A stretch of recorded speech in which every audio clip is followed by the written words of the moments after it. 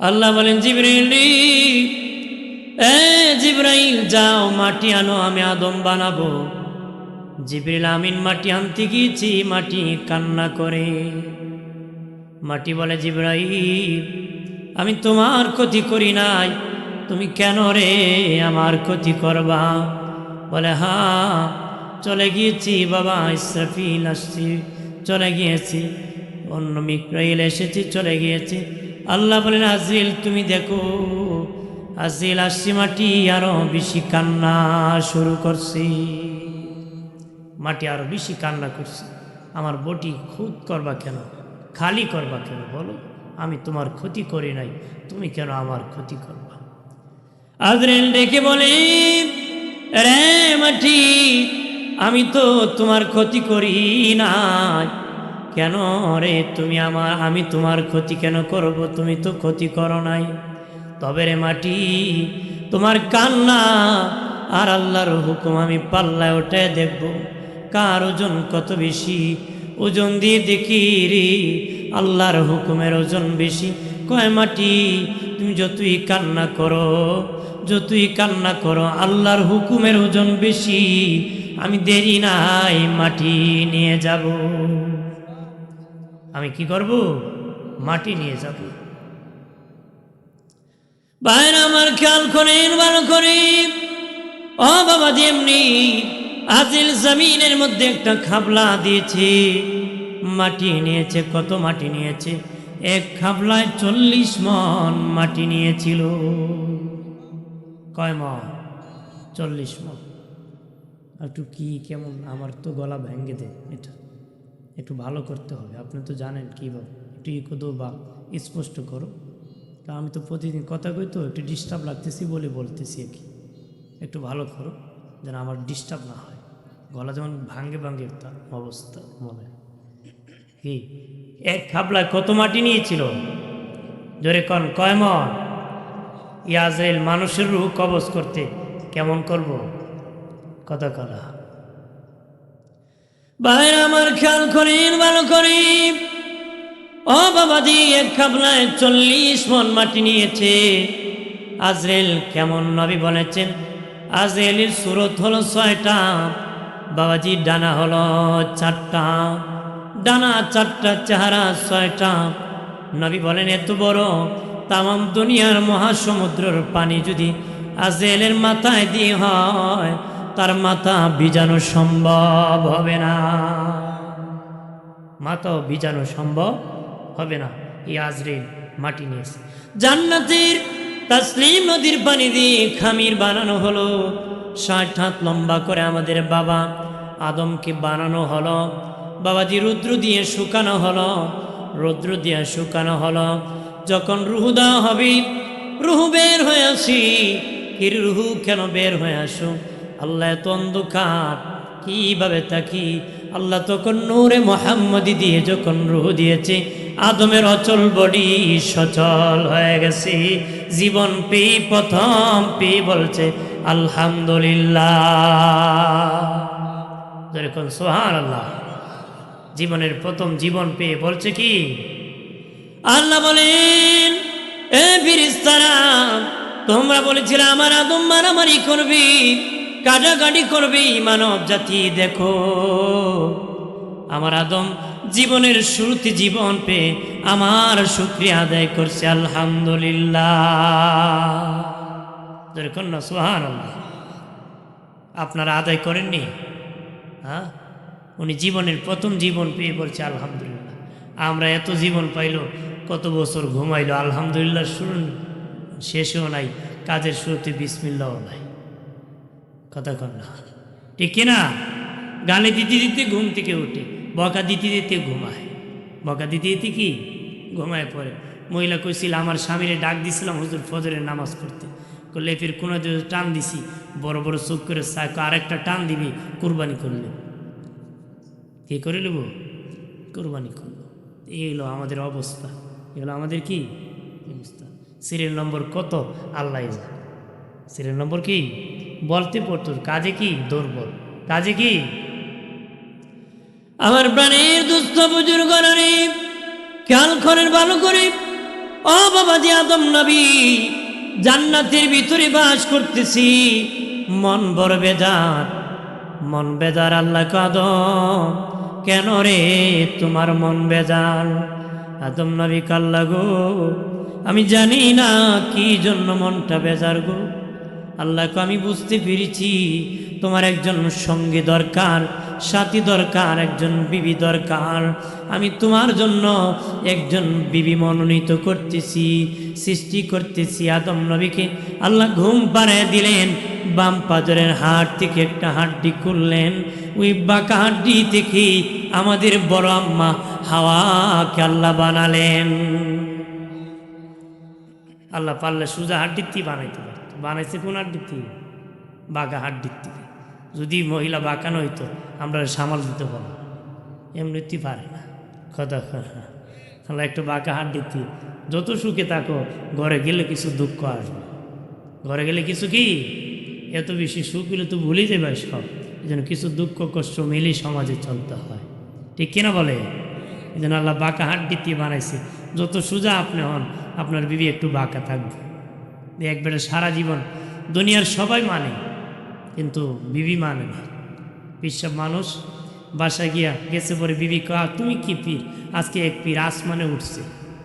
বেগম সাবরে কয়, দেখছো তুমি? কয় দেখছি তো। কয় কী হয়েছে? কয় আকাশে উঠছে। আপনি কোনো পারবেন? আপনি তো পারবেন না। তখন কয় ওই পীর তো আমিই ছিলাম। বেচারা কয় এই পীর কী ছিল? ও ছিল। হ, এই জন্য তুই বাম পাউডার বাঁকা হয়ে রয়েছে।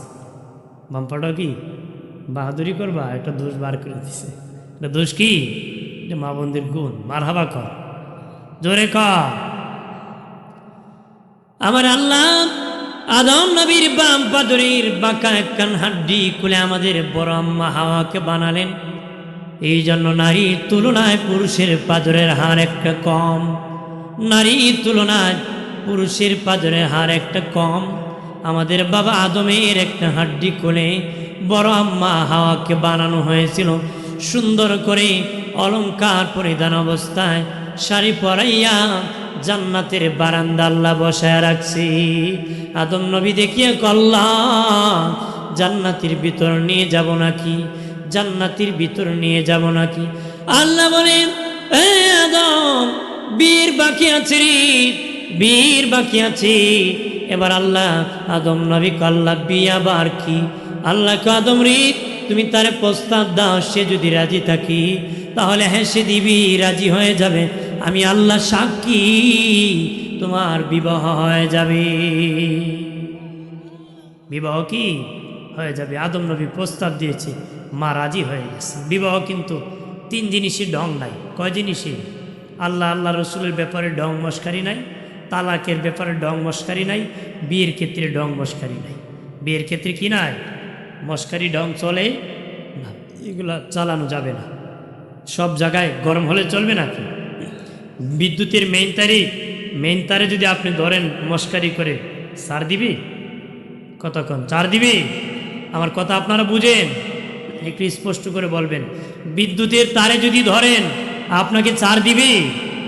এটা মস্কারি করে ধরেন, আর ফাগলিয়ে ধরেন, আর ছাগলিয়ে ধরেন, আর ইচ্ছা করে ধরেন, ধরতে দেরি মরতে দেরি নাই। কারণ মেইন তার সারে না।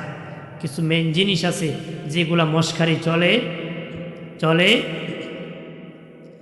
বিবাহ যখন হয়ে গেল, বিবাহ হয়ে যাওয়ার পরই আদম নবী বলে, ও মালিক, আমার বিবি কি জান্নাতের কামরায় নিয়ে যায়। আল্লাহ আদম রে, মোহর বাকি আছে, মোহর বাকি আছে রে। আদম নবী কাল্লা, আমার তো জান্নাতে কিছু নাই, কি দিয়া মোহর দিব? এইগুলা তোমার, আমি কি দিয়া মোহর দিব? আল্লাহ আদম, তুমি আমার আখিরি নবীর প্রতি, আখিরি নবীর উপর 10 বার দুরূদ পড়ে নাও, আমি আল্লাহ মোহর আদায় করে দিব। কয়বার? এজন্য নিম্নে 10 দিরহাম দিতে হবে। বিয়ে করলে নিম্নে কি 10 দিরহামে কম দিলে বিবাহ হবে না। নিম্নে 10 দিরহাম বিয়ে করতে দিলে। ভাইয়ের আমার খেয়াল করে ভালো করে, জান্নাতের ভিতর বাবাজি মা হাওয়ার আদম নবী থাকতেছেন। একদিন মা হাওয়ার মন বেজার। আমাদের বড় আম্মা হাওয়া আলাইহিস সালাম ডেকে বলেন, পৃথিবীর মানুষ, ও পৃথিবীর মানুষ শুনে না আমার সন্তানেরা রে, ও আমার সন্তানেরা, তোমরা যদি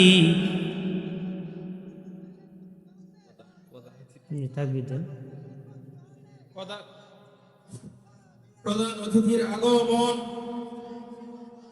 মাহফিলের পক্ষ থেকে, কমিটিদের পক্ষ থেকে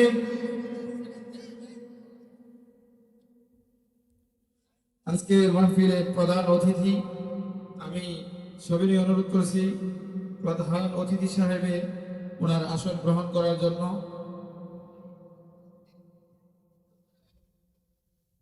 আসসালামু আলাইকুম।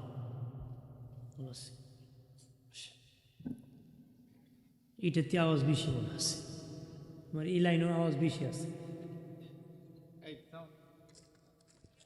জি, আমাদের মেহমান এসে গেছেন, মারহাবা কর।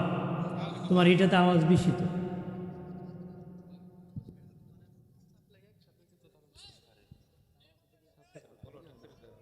সাউন্ড বাড়াবো, তুমি তো আওয়াজ নাই তো, সাউন্ড কম হতেছে, সব দিকে সাউন্ড কম হতেছে, ভিতরে নয় বাইরে, তুমি সাউন্ড উঠো। এত মাইকেলের আওয়াজ হবে না। মারহাবা কর। আমি তো ভাবছি দুই সুঙ্গা মনে ভিতরে আছে, এর চেয়ে বেশি হওয়ার কথা না। মারহাবা কর, জোরে কর। প্রধান মেহমান এসে গেছেন, মারহাবা কর। এর দোষী বনি আল্লাহুম্মা সাল্লি আলা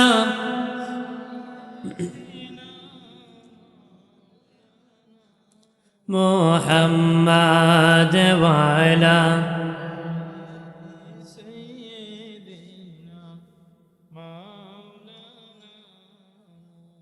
আমার প্রাণের বাবাজিরানি, বাবাজি মা হাওয়া তখন জান্নাতের ভিতরে বাস করতেছি, হঠাৎ করে মন বেজার হয়ে গেল। বাবাজি আদম নবী ডেকে বলে, হাওয়া রে, তোমার কেন মন বেজার? আমার রোগে তোমাকে ধরেছে, আমিও জান্নাতে বেজার ছিলাম। আল্লাহ বলেন, কেন বেজার? তোমার সঙ্গে দরকার, আমাকে খুশি করার জন্য তোমাকে আল্লাহ বানাইছে, তোমার কেন রে মন বেজার? মাহা বলে, জান্নাতের দেয়ালের মধ্যে গ্লাস লাগানো আছে, আমি দেয়ালে, প্রত্যেক দেয়ালে চেয়ে দেখেছি, অগো আমার স্বামী, আপনার চেহারার চেয়ে আমার চেহারা বেশি সুন্দর, এই জন্য আমি বেজার হয়ে বসে আছি। এই জন্য আমি বেজার হয়ে কি বসে আছি। জি,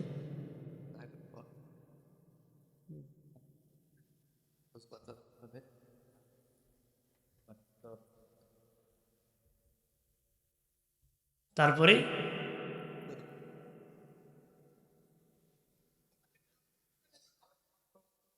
কি বলছিলাম জানি, বলতেছেন যে আমি আপনার চেয়ে সুন্দর, এই জন্য আমি বেজার হয়ে গেছি। তখন আল্লাহ, আদম নবী আল্লাহর কাছে বলতেছে, আল্লাহ, ও বলে, ওর আমার নাকি, আমার চেয়ে নাকি সুন্দর। আল্লাহ বলেন, আমি স্বাভাবিকভাবে পুরুষের তুলনায় নারীকে বেশি সুন্দর করে বানাই, নারীকে বেশি সুন্দর করে কি বানাবো। বলে, আল্লাহ, ওকে যে তুই সুন্দর করে বানাইছো, আমাকে তুমি আরো সুন্দর করে বানাতে পারবে। মারহাবা কর। আবার আল্লাহ বলেন, আদম রে, আদম তুমি ঘুমিয়ে পড়ে যাও।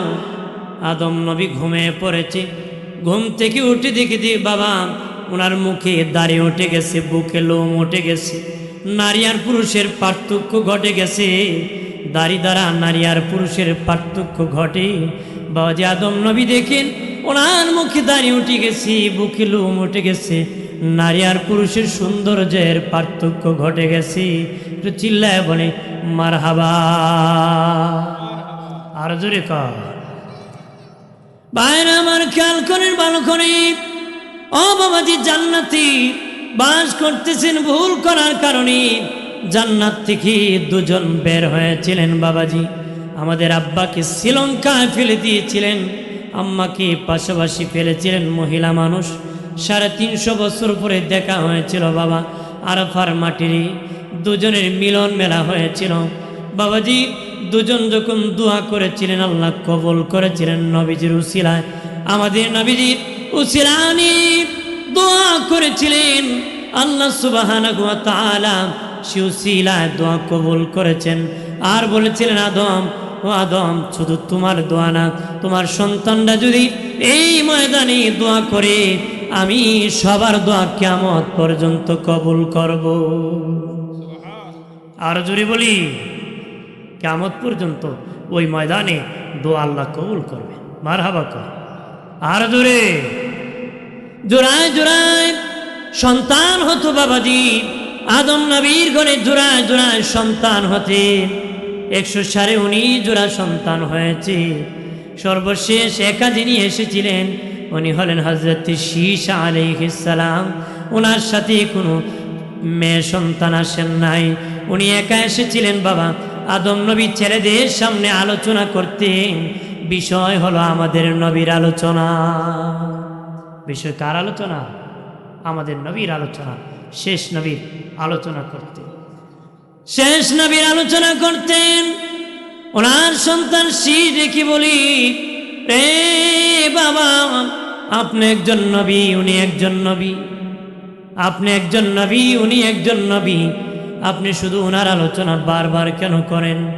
আদম নবী ডেকে বলে, বাবা শীষ, উনি এমন নবী রে, আল্লাহ ওনাকে দিয়েছে, ওনাকে না বানাইলে কিছু আল্লাহ বানাতো না। উনি এমন নবী, ওনার উম্মতকে এমন সার আল্লাহ দিয়েছে, এমন সুযোগ দিয়েছে, আমি আদমকে আমার আল্লাহ এই সুযোগ সার দেয় নাই। এই সার আমি আদমকে দেয় নাই। এমনি আদম নবী ডেকে বলে, বাবা শীষ, শোনো রে, কিভাবে ওই নবীর উম্মতকে আল্লাহ সার দিয়েছে। আমি আদম যখন জান্নাতে ভুল করেছি, আমাদের বাড়ি জান্নাত থেকে আল্লাহ বের করে দিয়েছে। কিন্তু এই নবীর উম্মত যতই ভুল করো, যতই ভুল করো, তাদের বাড়ি থেকে আমার আল্লাহ বের করে দিবে না। কিন্তু আমাকে, আপনাকে, আমার আর তোর মাকে জান্নাত থেকে আল্লাহ বের করে দিয়েছে। আমরা যতই ভুল করি, আমাদের বাড়ি থেকে আমাদেরকে আল্লাহ বের করে দিয়েছে? বের করে নাই। কিন্তু আদম নবী বলতেছে, বাবা শীষ, আমি আর তোর মা যখন ভুল করেছি, আমাদেরকে ঘর থেকে আল্লাহ, আমাদের বাড়ি জান্নাত থেকে বের করে দিয়েছে। 2 নম্বর ডেকে বলেন, রে বাবা শীষ, ওই নবীর উম্মত যতই গুনাহ করুক না কেন রে, তাদের কাপড় চোপড় আল্লাহ খুলে নিবে না, তাদের কাপড় চোপড় আল্লাহ খুলে নিবে না। কিন্তু আমি আর তোর মা যখন জান্নাতে ভুল করেছি, আমাদের কাপড় চোপড় আল্লাহ খুলে নিছে।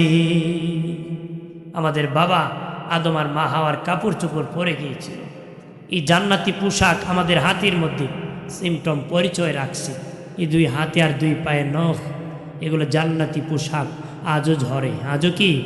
জুমার কাজ, জুমাবারের সুন্নত নখ কাটা। জুমাবারের সুন্নত কি? নখ কাটা। এটা এইভাবে ঝরে গিয়েছিল। আল্লাহ বলেন, আমি এই কিছু পরিচয় রেখে দেব আমার বান্দার হাতে আর পায়ে। সুবহানাল্লাহ। কিন্তু আমরা ভুল করলে আমাদের কাপড় চোপড় ফিরিস্তা খুলে নিছে, পুলে পড়ে গেছে। এটা আমাদেরকে উম্মতে মুহাম্মদী হওয়ার কারণে আল্লাহ সুযোগ দিয়েছে। সুবহানাল্লাহ। তারপরে প্রাণের বাবাজি আদম নবী ডেকে বলে, রে বাবা শীষ, সেই নবীর উম্মত যতই গুনাহ করুক না কেন রে, তাদেরকে স্বামী স্ত্রী আল্লাহ আলাদা করে দিবে না, স্বামী স্ত্রীকে আলাদা করবে না। কিন্তু আমি আর তোর মা যখন ভুল করেছি, দুজনকে আল্লাহ আলাদা করে বহুদূর পাঠাইছে। 350 বছরের ভিতরে আমাদের দেখা হয় নাই। কিন্তু এই নবীর উম্মত যতই গুনাহ করুক, তাদেরকে আল্লাহ আলাদা করবে না। 4 নম্বর, এরপরে আদম নবী ডেকে বলে, বাবা শীষ, ওই নবীর যতই উম্মত যতই গুনাহ করুক, গুনাহ করার পরে যখন ক্ষমা চাবে, আল্লাহ ক্ষমা করে দিবে। কিন্তু ক্ষমা করে দিবে, কিন্তু আমি আর তোর মা হাওয়াকে 350 বছর পর্যন্ত আল্লাহ ঘুরাইছে। কয় বছর? 350 বছর ঘুরাইছে। কিন্তু এই নবীর উম্মতকে আল্লাহ ঘুরাইতো না। যখন তওবা করবে, মাফ করে দিবে। আরো জোরে বলি, আমার বানের বাবাজি খেয়াল করেন, ভালো করে। ও বাবাজি, ভালোভাবে শুনে নাও। আল্লাহ জোড়ায় জোড়ায় মানুষ বানাইছে, নারী আর পুরুষ জোড়ায় জোড়ায় আল্লাহ বানাইছে। স্বামী আর স্ত্রী, পৃথিবীর প্রথম বন্ধন হলো স্বামীর স্ত্রীর বন্ধন। পিতামাতার বন্ধন না, মার মেয়ের বন্ধন না বাবাজি। পৃথিবীর সর্বপ্রথম বন্ধন হলো স্বামী আর স্ত্রী। এটা ভালোবাসার বন্ধন, ভালোবাসার বন্ধন। পৃথিবীর সর্বপ্রথম স্বামী স্ত্রীদেরকে আলাদা করেছিল শয়তান। এই জন্য শয়তান বাবা সবচেয়ে বেশি খুশি হয় স্বামী স্ত্রী যখন ঝগড়া লেগে যায়। বাবা ছেড়ে ঝগড়া লাগলে এত খুশি হয় না, চাচা ভাতিজা ঝগড়া লাগলে এত খুশি হয় না, গ্রামে গ্রামে মহল্লায় মহল্লায় ঝগড়া লাগলে এত খুশি হয় না। কিন্তু স্বামী স্ত্রীর ঝগড়া লাগলে যত খুশি হয়। বড় শয়তান ছোট শয়তানকে সিনায় জড়ায় ধরে কয়, এটা আমার প্রথম কাজ। আমি স্বামী স্ত্রী দুজনকে আদম আর হাওয়াকে প্রথমেই আলাদা করেছিলাম, তুই আলাদা করেছ, আজ আমার সিনায় তোর জায়গা আছে। বাবাজি ইবলিস সবচেয়ে বেশি খুশি হয় স্বামী স্ত্রী ঝগড়া করে যখন আলাদা হয়। একজন তার নিজের বাড়ি আর একজন বাবার বাড়ি যায়, ঝগড়া লেগে যায়, তখন আনন্দ পায়। তখন কি পায়? আনন্দ পায়, খুশি হয়। এই জন্য এই বিষয়ে সতর্ক থাকতে হবে। এই বিষয়ে কি করতে হবে? সতর্ক থাকতে হবে, আমরা সাবধান হতে হবে, ঠিক কিনা বলে? আজে যেন শয়তানের ধোঁকা পড়ে যেন শান্তির সংসারকে বিচ্ছিন্ন না করি, সমাজে ফিতনা যেন না আনি, সমাজে শয়তানের ধোঁকায় পড়ে যেন বাচ্চাদের জন্য বিপদ না আনি। কথা বলেন না? বহু আছে দুটা বাচ্চা দিয়ে বিচ্ছিন্ন করেছে, দুটা বাচ্চা বেকায়দায় পড়ে গেছে, আছে কি না? বাইরে আমার খেয়াল করেন ভালো করে। ও বাবাজি, জোড়া জোড়া জান্নাতে যাবে, একা কেউ জান্নাতে যাবে না বাবাজি, জোড়া জোড়া জান্নাতে যাবে রে বাবাজি। হাতে ধরে ধরে স্বামী স্ত্রী একজন আরেকজনের হাতে ধরে ধরে আল্লাহর জান্নাতে যাবে রে, আল্লাহর জান্নাতে যাবে। আদম নবী, ইব্রাহিম নবী, মুসা নবী, যত পয়গম্বর এসেছিলেন সব নবী বিবাহ করেছেন, সন্তান তাদের থেকে পৃথিবীতে আগমন করেছেন। শেষ নবী আমাদের নবী হায়াতুন নবী, জিন্দা নবী 25 বছর বয়সে আম্মাজান খাদিজাতুল কুবরাকে বিবাহ করেছিলেন। মা বোনদের বিষয়ে বেশি বলার জন্য বলছে, মা বোন অনেক আসছে, মা বোনরা অনেক কি আসছে, এই জন্যই টার্গেট করে আমি আলোচনা ঢুকেছি। ওরা বলেছিল যে মা বোনদেরকে টার্গেট করি বলার জন্য, যিনি উদ্দেশ্যে এদিকে আমি যাচ্ছি। আর আমার একটা ভিডিও আছে মুসা নবীর আলোচনা, ওটাও বলার জন্য বলছি, আমি শেষে বলবো, শুনবেন তো? তবে মাইক কন্ডিশন যতটুকু দিতেছে এতটুকু বলতে হবে, এর বেশি বলা সম্ভব হবে না। বাইরে আমার খেয়াল করেন ভালো করে। ও বাবাজি, তখন দয়াল নবী 25 বছর বয়সী, 12 বছর বয়সী আম্মাজান খাদিজাতুল কুবরার বাড়িতে নবী রাকালি পুষ্টে গিয়েছেন। 25 বছর বয়সী মা খাদিজা জিএম বানাইছে। তারপরে নবী কি বিবাহ করার জন্য প্রস্তাব দিয়েছে। আম্মাজানের বয়স ছিল 40, নবীজির বয়স ছিল 25। নবী বলেন, খাদিজা প্রস্তাব দিয়েছ, আমার চাচা আছে, গার্জেন আছে, আমার চাচার অনুমতি নিতে হবে রে খাদিজা, তারপর আমি বলতে হবে। নবীজি আসিয়া কয়, চাচা যে খাদিজার বাড়িতে রাকালি পুষ্টি দিয়েছেন, ওই খাদিজা আমাকে জিএম বানাইছে, ম্যানেজার বানাইছে। ওই খাদিজা আপনার বাতিজার স্ত্রী হতে চায়, আপনি কি বলেন? নবী চাচা বলে, বাতিজা আমাকে বুঝার জন্য একটু সময় দাও। বুঝে শুনে বললেন, বাতিজা, হ্যাঁ আমি রাজি, তুমি বিবাহ করো, আমি রাজি হয়ে গেলাম। তাহলে গার্জেনের অনুমতি নিয়ে করতে হয়, এটা বরকত। এটা কি? মা বাবার অনুমতি ছাড়া করলে বিয়ে করতে পারো, শান্তি প্রতিষ্ঠিত হবে না, শান্তি প্রতিষ্ঠিত কি হবে না। তবে কোনো মা বাপ যদি হারাম পন্থা অবলম্বন করে, এটা মানা যাবে না। অনেক মা বাবা আছে যৌতুক নিয়ে, হারাম কাজ নিয়ে করে। ছেলে চায় ধর্মীয় নীতিমালা রক্ষা করে বিবাহ করবে, কিন্তু বাবা হইয়া হারাম পন্থায় বিবাহ করতে চায়, আল্লাহ বেজার হবেই, এমন কথা কারো শোনা যাবে না। আল্লাহ বেজার হবে, নেতা হোক, মা হোক, বাবা হোক, পীর হোক, বক্তা হোক, খতিব হোক, কারো কথা শোনা যাবে না। আল্লাহ খুশি হবেন, ওই পথে আমাকে চলতে হবে। রাসূল খুশি হবেন, ওই মতে আমাকে চলতে হবে। মারহাবা কর। বাইরে আমার খেয়াল করে ভালো করে। ও বাবাজি, আদম নবী বাবাজি আল্লাহ নবী বললেন, ও চাচা, আগে বললেন বুঝার জন্য, কেন বললেন? আগে তো বলতে পারতেন আমি রাজি। নবী চাচা ডেকে বলে, ভাতিজা, আমি ভাবিয়া দেখলাম এক সময় আমিও থাকবো না, মক্কার মানুষ তোমার দুশ্মন হয়ে যাবে, শত্রু হয়ে যাবে। সেদিন খাদিজা যদি তোমার পাশে থাকে বড় উপকার হবে, বড় লাভ হবে রে ভাতিজা। এই জন্য আমি রাজি হয়ে গেলাম। নবী আসে, খাদিজা আমার চাচা রাজি, আমিও রাজি। বিবাহ হয়ে গেছে। মক্কার মুশরিকেরা বদনাম রটালো, খাদিজা কি করলো, এতিম গরিব মোহাম্মদকে কেন বিয়ে করলো? কোন কোটিপতি না খাদিজাকে বিবাহ করত? ধনীরা তো বিবাহ করতে রাজি হতো।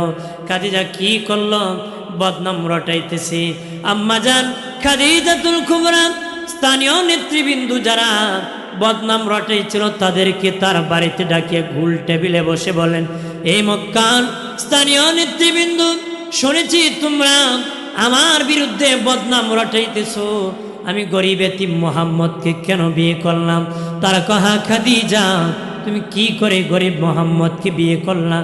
কোন কত ধনী ছিল রে, তোমাকে বিবাহ করত না করিয়া তুমি গরিব মোহাম্মদকে বিয়ে করেছো। আম্মাজান খাদিজা অনেক বুদ্ধিবতী নারী ছিলেন, জ্ঞানী ছিলেন। বলে, আমি কি ভুল করেছি? কহা, তুমি ভুল করেছ।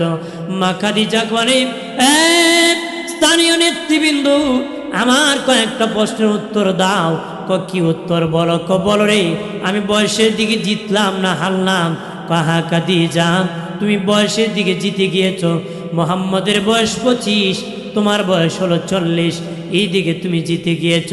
কহা, আমি এক নম্বর জিতে গিয়েছি বয়সের দিকে। 2 নম্বর দয়াল নবীর কথা বলতেছি। আম্মাজান খাদিজা ডেকে বলি, স্থানীয় নেতৃবৃন্দু বলো রে, আমি সুন্দরের দিকে জিতলাম না হারলাম? তারা বলে, হ্যাঁ খাদিজা তুমি সুন্দরের দিকে জিতে গিয়েছো, কারণ মোহাম্মদের চেয়ে সুন্দর কোনো পুরুষ আমরা জীবনে দেখি নাই। কারণ পৃথিবীতে মোহাম্মদের চেয়ে সুন্দর কোনো পুরুষ দেখি নাই। আমার নবী কেমন সুন্দর ছিলেন! কাবা ঘরের সামনে যখন কোরআন তেলাওয়াত করতেন, কাবা ঘর নবীর নূরের আলোতে কাবা ঘর আলোকিত হয়ে যেত। মা আয়েশা বলেন, আমার স্বামী যখন বেহেশতি হাসি হাসতেন, তখন বাবা মুখ থেকে নূর বের হয়ে যেত।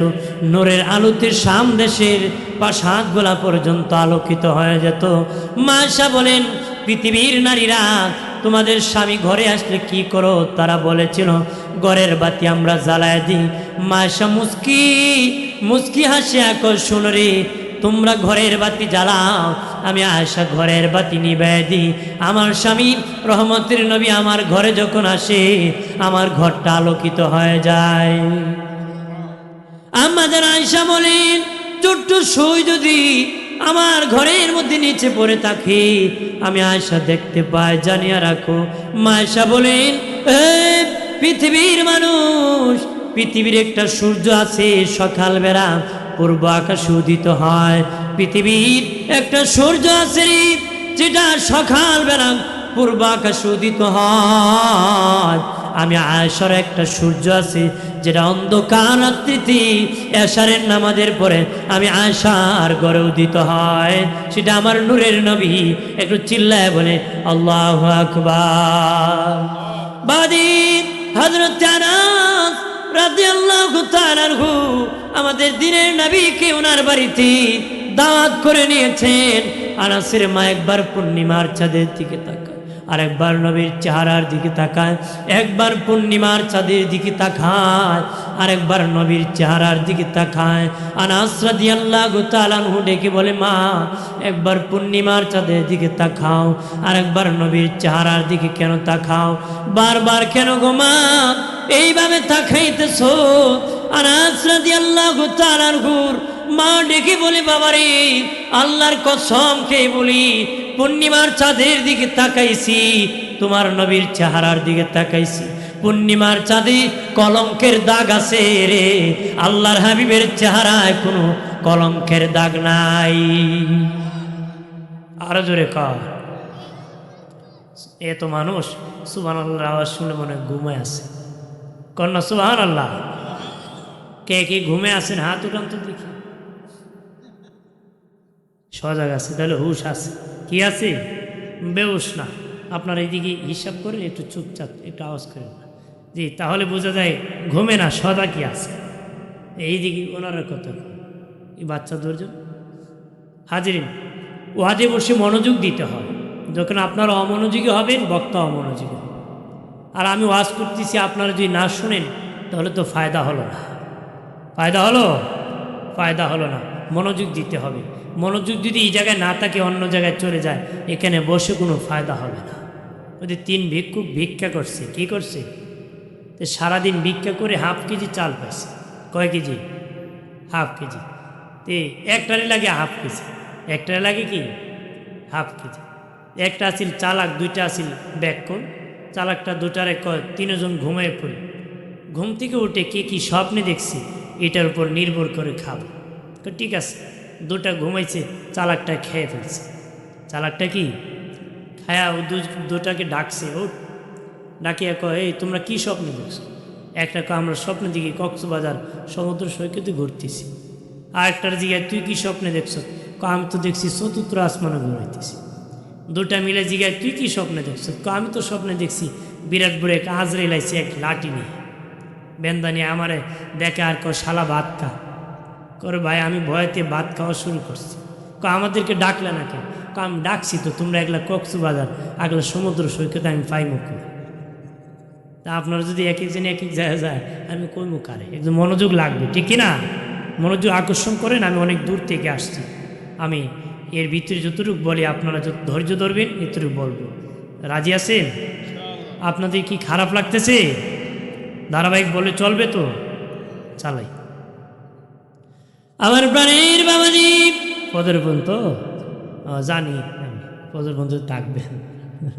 হ্যাঁ, আন্দাজ নাই।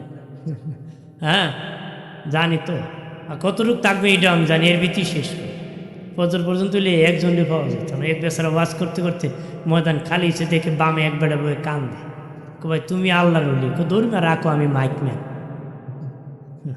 এই তাল ধরবো। বন্ধুরে আমার খেয়াল করেন ভালো করে। ও বাবাজি, আম্মা জান খাদিজাতুল কুবরা বলেন, এ মক্কার স্থানীয় নেতৃবৃন্দ বলরে, সুন্দরের দিকে আমি জিতলাম না হারলাম? তারা ডেকে বলে, খাদিজা সুন্দরের দিকে জিতে গিয়েছ, কারণ মুহাম্মাদের চেয়ে সুন্দর কোনো মানুষ আমরা দেখি নাই। এরপরে বললেন 3 নম্বর, বলে দাওরি বংশের দিকে আমি জিতলাম না হারলাম? বলে হ্যাঁ খাদিজা, তুমি বংশের দিকে জিতে গিয়েছ, মুহাম্মাদের চেয়ে বংশ দামি বংশ আর নাই। আম্মাজান খাদিজা বলেন, 3 দিকে জিতে গিয়েছি, একদিকে হেরে গিয়েছি। আমার স্বামী গরিব, আমি 3 দিকে জিতে গিয়েছি, একদিকে হেরে গিয়েছি। আমার স্বামী গরিব, তোরা সাক্ষী থাক। আমি খাদিজার যত ধন সম্পদ আছে আমার স্বামীর নামে আমি অক্ষ করে দিয়েছি। এবার বলো রে, ধনী কে আর গরিব কে? কয় খাদিজা দিয়ে দিলে তো মোহাম্মদ ধনী হয়ে যাবে। মা খাদিজা দিয়ে দিছি তো আমি খাদিজা গরিব হয়ে গেছি। তখন বাবাজি তারা বলে, হ্যাঁ খাদিজা, আগে যদি জানতাম তোমার দাওয়াত খাইতে আসতাম না। মা খাদিজা কয়, তোমরা দাঁত খাও, আমি চাই না রে, বের হয়ে যাও। আপনারা বলেন দাঁত খাইতে যদি খাবার না পাওয়া যায় মেজাজ কেমন গরম হয়? কথা হবে না। লবণ কমলে তুই গরম হয়ে যাবে, ঠিক কিনা? খাওয়ার না পেলে তুই পাই না। বেটা লবণ খাওয়াইছে 3000 মানুষ, লবণ একটু কম হয়েছিল, হাঁটে আর খাওয়াইলো লবণ দিল না। বেটা লবণের অভাব হয়েছিল? কথা কেনা? এই জন্য কারো খাবারকে বদনাম করতে নয়। ভালো হতে পারে, মন্দ হতে পারে, চেষ্টা করে মানুষকে খাওয়ানো, ঠিক কিনা বলে? এই জন্য কারো বাড়িতে দাওয়াত খেয়ে খাবার খেয়ে তার সম্মান নষ্ট করবেন না, তার ইজ্জত ধরে রাখার চেষ্টা করবেন। ইজ্জত ধরে রাখার কি বলবেন? আলহামদুলিল্লাহ, রিজিকের মালিককে বিসমিল্লাহ করে শুরু করবেন, আলহামদুলিল্লাহ বলে শেষ করবেন। উম্মতে মুহাম্মদী খাবারের হিসাব আদালতে দেওয়া লাগবে না। সুবহানাল্লাহ কন্যা। যদি উম্মতে মুহাম্মদী খাবারের শুরুতে বিসমিল্লাহ, শেষে আলহামদুলিল্লাহ বলে, নয় বলেছেন তাদের খাবারের হিসাব দেওয়া লাগবে না। কিন্তু বিসমিল্লাহ নয়, আলহামদুলিল্লাহ নয়, খাবারের বিচার দিতে হবে। খাবারের কি? তবে খাবার হালাল হইতে হবে। বিড়ি খাওয়ার সময় বিসমিল্লাহ আলহামদুলিল্লাহ করে লাভ হবে না। মদ খাওয়ার সময় হারাম খাওয়া না, হালাল খাবারের সময় মারহাবা কর। বাইরে আমার খেয়াল করেন ভালো করে, তারা বের হয়ে গেল। দয়াল নবী আস্তে আস্তে আম্মা জানের কাছে এসে গেলেন। নবীজি মা খাদিজার কাছে চলে আসলেন। আসিয়া কই, খাদিজা, আমি কি তোমার ধন চেয়েছি নাকি? তুমি কেন তোমার ধন সম্পদ আমাকে দিয়ে দিলা? মা খাদিজা বলেন, এগুলো আমার ধন না, এগুলো আপনার সম্পদ। আপনি যেদিন আমার বাড়ি কদম লাগাইছেন সেদিন থেকে আমি ধনী হয়েছি। এগুলো আপনার সম্পদ, আপনাকে আমি দিয়ে দিছি। আর জোরে বলি, বাইরে আমার খেয়াল করে ভালো করে, মা খাদিজার ঘরে নবী তাকিন। মা খাদিজা নবীকে আদর করেন, বাবাজি খুব মহব্বত করেন। নবী যেদিন বাবাজির দাওয়াত নিয়ে বের হতেন, লোকেরা বাবা নবীর উপর তুতু নিক্ষেপ করত। খাদিজাতুল কুবরা প্রতিবাদ করতেন। গার হেরাত থেকে আমাদের দিনের নবী যেদিন কালেমার দাওয়াত নিয়ে এসেছিলেন, সর্বপ্রথম আম্মাদান খাদিজা প্রথম কালেমা পড়েছিলেন, মুসলিম হয়েছিলেন। নবী পাহাড়ের উপর বাবা গুহার মধ্যে সিজদায় পড়ে থাকতেন। আম্মাদান খাবার নিয়ে ওই পাহাড়ে উঠিয়া নবীকে খাবার পৌঁছায়া দিতেন। 2 দিন 3 দিন পরে দয়াল নবী বাড়ি যখন ফিরতেন, দরজায় যখন ডাক দিতে দেরি, মা খাদিজা দরজা খুলতে দেরি করতেন না। নবী বলতেন, খাদিজা রে, খাদিজা, এত তাড়াতাড়ি দরজা খুললা, তুমি কি ঘুমাও না? মা খাদিজা বলেন, ইয়া রাসূলুল্লাহ, আপনাকে বাহিরে রাখি আমি খাদিজা ঘুমাইতে পারে নাকি? আসিয়া ডাক দিবেন, দরজা খুলতে দেরি হলে বেয়াদবি হয়ে যাবে, এই জন্য আমি দরজার দিকে চেয়ে খাদিজা বসে থাকি, কখন নবী আসবে আমি খাদিজা দরজা খুলে দিব। দিনে নবী বলেছেন, স্বামী যখন ঘরে আসিয়া যখন ঘরের দরজায় ডাক দিবি, স্ত্রী দরজা খোলো রে। যে স্ত্রী যত তাড়াতাড়ি তার স্বামী দরজা খুলে দিবে, ওই ঘরের দরজা খুলে দেবে, স্বামী আসার ঘরের দরজা যত তাড়াতাড়ি খুলে দিবে, আল্লাহ নবী বলেছেন ওই স্ত্রীর জন্য আমার আল্লাহর জান্নাতের দরজা এত তাড়াতাড়ি খুলে দেওয়া হবে। যত তাড়াতাড়ি স্বামীর দরজা খুলে দিবে, তত আল্লাহ জান্নাতের, মাগো তোমার দরজা আল্লাহ এত তাড়াতাড়ি খুলে দিবে। কয়ো না পারবো না দরজা খুলতে, এই কথা বলিও না। স্বামীর কথা মানিও, স্বামীকে মহব্বত করিও, মারহাবা কর। বন্ধুরে আমার খেয়াল করেন ভালো করে, ও বাবাজি, মা ফাতেমার গর্ভ থেকে পৃথিবীতে এসেছিলেন আম্মা জান ফাতেমাতুজ জোহরা, মা খাদিজাতুল কুবরার গর্ভ থেকে। মা খাদিজাতুল কুবরার গর্ভ থেকে আম্মা জান ফাতেমাতুজ জোহরা আগমন করেছিলেন। ওনার বয়স যখন 7 হয়ে গেল বাবাজি, মা খাদিজা অসুস্থ হয়ে পড়লেন। মা খাদিজা যতদিন বেঁচে ছিলেন দয়াল নবী দ্বিতীয় বিবাহ করেন নাই। মা খাদিজা যতদিন বেঁচে ছিলেন নবীজি দ্বিতীয় বিবাহ করেন নাই। অসুস্থ হইয়া আল্লাহ নবীর উরাত মুবারকে মাথা রেখে মুস্কি মুস্কি হাসতেছেন। নবী বলেন, খাদিজা কি জন্য গো মুস্কি মুস্কি হাসতেছো? আম্মা জান খাদিজা বলেন, ইয়া রাসূলুল্লাহ, এমন দামি উরাত মুবারকে মাথা রেখেছি, পৃথিবী বিক্রি করলো সেটার মূল্য দেওয়া যাবে না, এই জন্য আমি খাদিজার জীবন সার্থক, এত দামি রাত মোবারকে মাথা রেখেছি। এই বলি আম্মা জান খাদিজাতুল কুবরা চোখের পানি ছাড়িয়া বিনয় বিনয় কাঁদতেছে। নবী বলেন, খাদিজা কি জন্য গো কান্না করতেছো?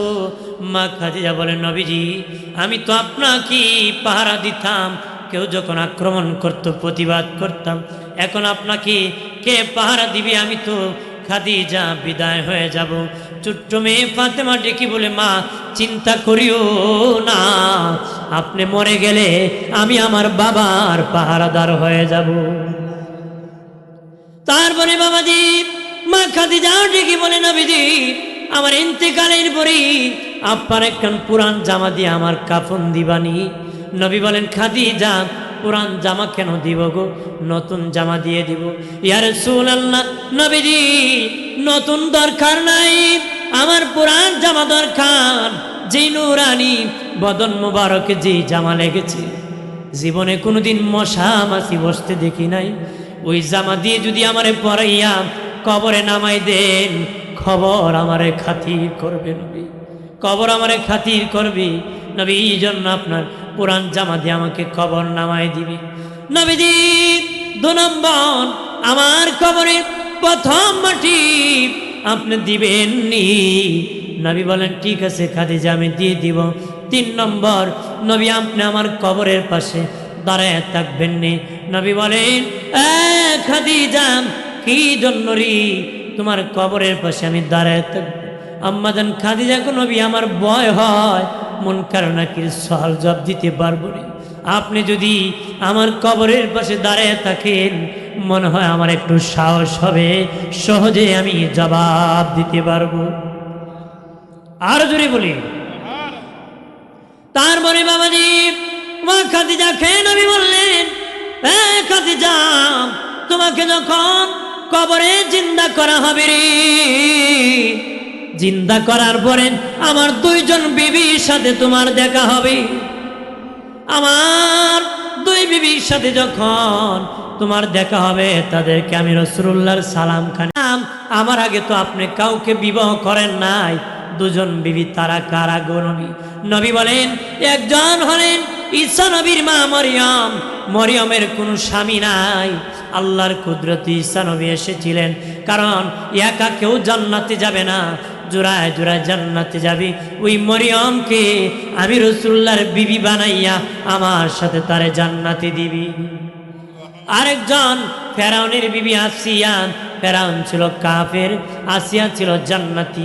ফেরাউন জীবনও জান্নাতে যাবে না রে খাদিজা। ওই আসিয়াকে জান্নাতে আমার বিবি বানানো হবে। ওই আমার 2 জন বিবি তোমার কবরে, তাদের সাথে দেখা হলে আমি রাসূলুল্লাহর সালাম খানি আমার বিবিদের কাছে পৌঁছায়া দিও। ঠিক আম্মাজান খাদিজাতুল কুবরা ইন্তেকালের পরে দয়াল নবী নিজের পুরান জামা দিয়ে কাফন দিয়ে কবরে বাবা নামায় দিছেন। চেহারা খানি যখন কিবলার দিকে ঘুরায় দেন, মা খাদিজার চেহারা আরশে বাবা আসমানের দিকে ঘুরে যায়, কিবলার দিকে তাকে না। দয়াল নবী বারবার চেষ্টা করেন, কিন্তু বারবার সোজা হয়ে যায়। নবীজি ভয় পেয়ে গেলেন, কি রে আল্লাহ কি আমার খাদিজার প্রতি গুসা করছেন নাকি, রাগ করছেন নাকি? কিবলার দিকে তার চেহারা দিকে তাকে না রে। ঠিক ওই মুহূর্তে কবরের মধ্যে আওয়াজ আসলো, হাবিব খাদিজার চেহারা কিবলার দিকে বারবার ঘোরাবেন না, আমি আল্লাহ চাই না খাদিজার চেহারা কিবলার দিকে থাক। আমি আল্লাহ চাই খাদিজার চেহারা আমি আল্লাহর আরশে আজিমের দিকে তাকো, আরশে আজিমের দিকে তাকো। তারপরে বাবাজি আম্মাজান খাদিজাতুল কুবরা কবরে মাটি চাপা দি দয়াল নবী কবরের পাশে বাবা কান্নায় ভেঙ্গে পড়ে গেলেন। মা ফাতেমা কান্না করতেছে। জিবরিল আমি আসিয়া বলে, নবীজি এইভাবে যদি কান্না করেন, মুনকার নাকি জীবনও কবরে আসবে না রে, জীবনে কবরে আসবে না। নবীজি বাড়ি যাইতে আল্লাহ বলেছেন, ফাতেমাকে নিয়ে বাড়ি যাইতে বলেছেন। খাদিজার প্রশ্নের উত্তর আমার আল্লাহ নিজে দিয়ে দিছি। ভাইরা আমার খেয়াল করে ভালো করে, ও বাবা দিদি, স্ত্রী যখন মরে যায় বাবাজির স্বামী 3 দিন সুখ পালন করতে হয়। 3 দিন, জোরে বলেন কয়দিন? জোরে কম। 3 দিন। 3 দিন পরে যদি বিবাহ করে বৈধ হয়ে যাবে, তবে 3 দিনের ভিতরে বিবাহ করলে জায়েজ হবে না। 3 দিন সুখ পালন করতে হবে। স্ত্রী যদি মরে যায় 3 দিন সুখ পালন করতে হবে। তবে বাবাজি কোন মায়ের যদি স্বামী মরে যায়, সে বাবা 4 মাস 10 দিন সুখ পালন করতে হয়। 4 মাস 10 দিন পর্যন্ত সুখ পালন করতে হয়। 4 মাস 10 দিনের ভিতরে যদি মেয়েটা বিয়ে হয়, তার বিবাহ বৈধ হবে না রে, বৈধ হবে না। 4 মাস 10 দিন পরে বিবাহ বসলে বৈধ হয়ে যাবে। স্বামী যদি ছেড়ে দেয়, তালাক দিয়ে দেয়, 3 মাস 10 দিন অপেক্ষা করতে হবে। 3 মাস 10 দিন পরে বিবাহ দিলে বৈধ হবে, এর আগে দিলে বৈধ হবে না রে। ঠিক আল্লাহ নবী বিবি আমাদের আম্মা খাদিজাতুল কুবরার ইন্তিকালের পরে নবীজি কতদিন সুখ পালন করছে জানেননি? নবী কতদিন বাবা, দীর্ঘ 1 বছর পর্যন্ত নবী সুখ পালন করেছে। মা খাদিজার ইন্তিকালের পরে 1 বছরের ভিতরে দিনের নবী আর কোনো বিবাহ করেন নাই। মানে 1 বছর সুখ পালন করছে। কয় বছর? 1 বছর। 1 বছর পরে বিয়ে করতে করতে নবী 9টা করেছেন, 11টা করেছেন। আরো জোরে বলি, ভাইরা আমার খেয়াল করেন ভালো করে। ও বাবাজি, আমাদের 9 জন আম্মা ছিলেন একত্রে। কোনো আম্মা কোনোদিন বলতে পারেন নাই নবী ওরে বেশি আদর করছে, আমারে কম করছে। কোনো আম্মা বলতে পারেন নাই। বাবাজি একদিন আম্মা জান ডেকে বলেন, 9 আম্মা জান একত্র হয়ে বসে, কোন নবী একটু বলবেন নি কারে বেশি আপনি আদর করেন গো, কারে বেশি আদর করেন?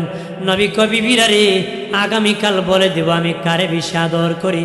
পরের দিন বাবাজি, আগের দিন রাত্রে নবীজি আম্মাজান আয়েশার হুজরায় 2টা খেজুর দিয়েছে, আম্মাজান সাউদার হুজরায় 2টা খেজুর দিয়েছে, আম্মাজান জায়নাব বিনতে জাহশের হুজরায় নবীজি 2টা খেজুর দিয়েছেন। এইভাবে 9 জন বিবির হুজরায় যায় 2টা খেজুর দিয়েছেন। পরের দিন একত্র হওয়ার পরে আম্মা জানগণ ডেকে বলেন, নবী গো বলেন গো কারে বেশি আপনি আদর করেন? নবী গো গত রাত্রি যাদের কি যারে আমি 2টা খেজুর দিয়েছি তারে বেশি আমি আদর করি। যারে 2টা খেজুর দিছি তারে আমি বেশি কি এমনি আম্মা জান আয়েশা বলেন আমাকে বেশি করেন, আম্মা জান সাউদা বলেন আমাকে বেশি, আম্মা জান জায়নাব বিনতে জাহাশ বলেন আমাকে বেশি, আম্মা জান উম্মে সালমা বলেন আমাকে বেশি, আম্মা জান হাফসা বলেন আমাকে বেশি। এইভাবে 9 জন আম্মা জান আমারে বেশি। কবর নিয়ে দেখে নবী 9 জন খেজুর দিছে। আর জোরে কর না, সবাই মিলে কো নবী বুঝলাম না, আপনি দেখি সকল কি খেজুর দিয়েছেন, কারে বেশি ভালোবাসেন? নবী খান আমার বিবিরাম, আমি সবাইকে সমানভাবে খেজুর দিয়েছি রে, আমি রাসূলুল্লাহ সমানভাবে আমার সব বিবিরে ভালোবাসি। নবীজি বললেন, হে আমার বিবিরাম, আমি তোমাদেরকে কিচ্ছা শোনাবো রে, তোমরা ফিলারার মধ্যে হেলান দাও, আমি কিচ্ছা শোনাবো। অন্য আম্মা জান ডেকে বলেন, নবী এখানে তো ফিলারা না, আপনি শুধু বসে আছেন, কিসে হেলান দিব? আম্মা জান আয়েশা বড় চালাক ছিলেন, ডেকে বলে, দেখো না নবী হচ্ছে আমাদের ফিলারারে, নবীর চতুর্দিকে তোমরা হেলান দাও। আমাদের আম্মা জানগণ নবীজির চতুর্দিকে হেলান দিচ্ছি। মায়ের তাকায় তাকায় দেখতেছি। অন্য আম্মা জানগণ ডেকে বলেন, আপা আপনি কি বসবেন না? আপনি দেখি বসেন নাই। মায়ের তাকায় দেখেন নবীর কুল মুবারকে এখনো কেউ বসে নাই। আস্তে করে আম্মা জান আয়েশা নবীর কুল মুবারকে বসে গেছে।